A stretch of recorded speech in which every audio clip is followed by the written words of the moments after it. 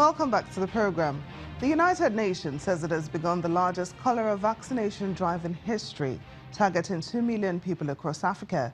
This is in response to a series of recent deadly outbreaks of the waterborne disease. The spokesperson for the Secretary General, Stephen Dujarric, told journalists in New York that more than 2 million people across Africa are set to receive oral cholera vaccine by mid-June, the largest cholera vaccination drive in history. The vaccines are funded by the Vaccine Alliance, a public-private partnership known as Gavi, and were sourced from the global stockpile. Since the beginning of this year, the World Health Organization has led the way, providing technical expertise and guidance, working closely with health ministries and other partners in the target countries to plan and implement the vaccination campaigns. The ambitious effort is part of a global push to reduce cholera deaths by 90% by 2030.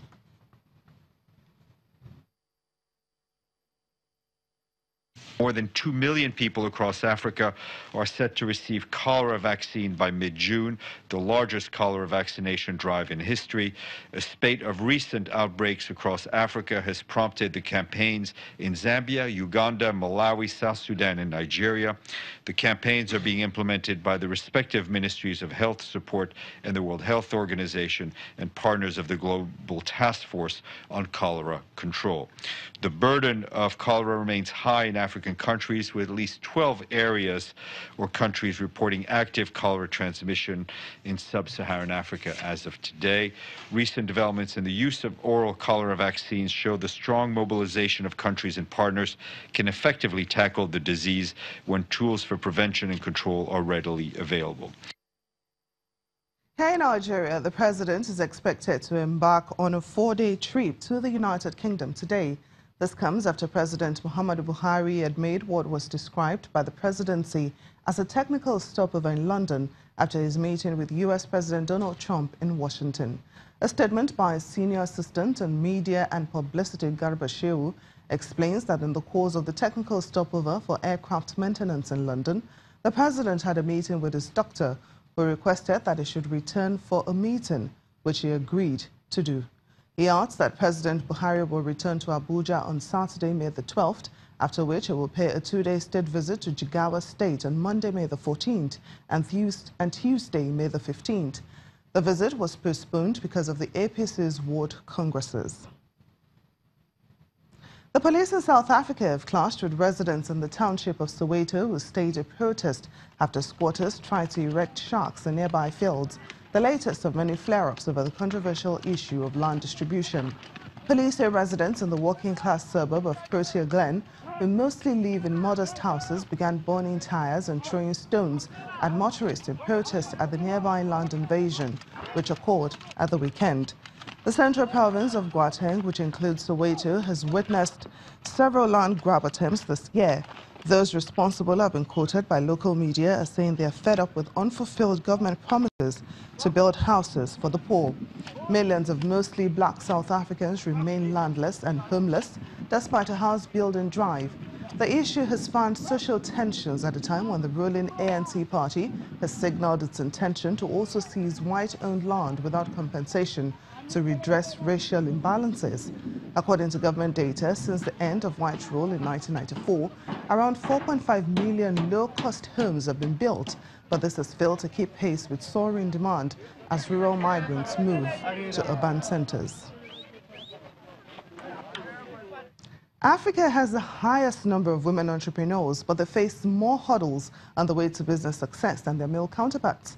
That's why a new networking initiative, Women in Africa, is determined to change that through support and funding for businesses led or managed by African women. Mati Ndaye is a Senegalese businesswoman who founded Kaya, a shop in Dakar selling clothes, toys and products for children. But the business stalled when she needed funding to grow. She was forced to shut down due to lack of capital. Like many entrepreneurs on the continent, access to resources and opportunities are limited, and even more so for women. I wanted to borrow 5 million with a microfinancing body, and they asked me to bring the 5 million to put those on account as a guarantee, and then they would lend me the money. I found that outrageous. So it's really hard when we want to develop our own business and we need money to inject in the business.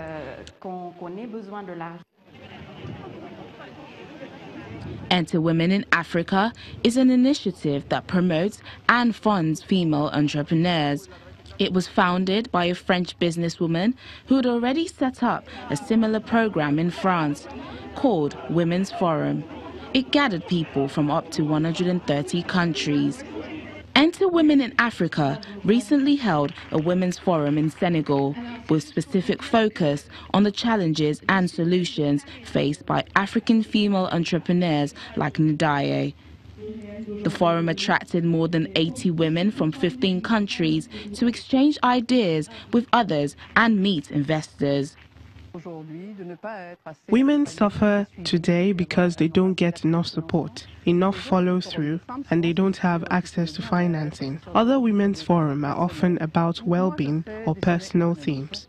What I do are economic summits because I want to put women back in the economy and give them a voice, because they inspire trust, and also because the world needs to focus on Africa. Speakers and experts were also on hand to give masterclasses and share their business experiences, as well as putting women in touch with investors and helping them pitch their ideas. Ndiaye says the forum helped her find at least 5 new clients. More importantly, she found out about funding resources she was unaware of before the forum. Ndiaye is trying to set up her business online and is open to attract new customers. She also hopes to overcome customers' perception that made in Senegal is not as good as foreign imports. Challenges are everywhere. They come from clients themselves who don't really believe in your product because it's locally manufactured and prefer to buy from outside. That's already a big challenge, and this is why I insist on the quality of the items I present. And it's also difficult to make the workers understand that at the beginning. Ndiaye hopes to invest new money and invest new energy into her business so that she can reopen the shop and grow. And that's it on Network Africa. Thank you so much for watching, and to meet up with Agbimi.